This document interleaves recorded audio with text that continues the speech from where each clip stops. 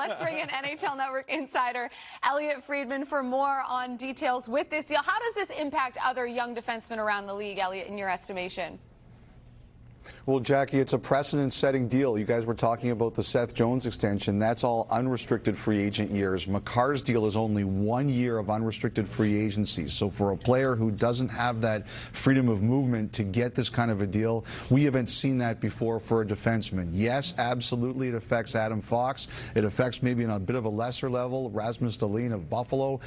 Quinn Hughes, also of the Vancouver Canucks, who is not offer sheet eligible, and they'll meet again next week to start talking, to resume talks about that contract. The other thing, Jackie, we're keeping an eye on today, the conclusion, the official announcement of the Sam Reinhart deal from Buffalo to Florida. The thing everybody was working through was the conditions of the draft picks that the Sabres are getting in return from Florida. Kevin Adams and his staff have certainly been busy over the last few days. I'll follow up on Cale Makar real quick. How does this impact Landeskog, if at all?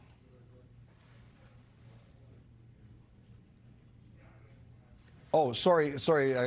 My apologies, Jackie. I didn't realize you were talking to me directly. I think the thing about Landeskog is obviously the #1 priority was Makar, and they wanted to get his deal done to see all of the space they had around it.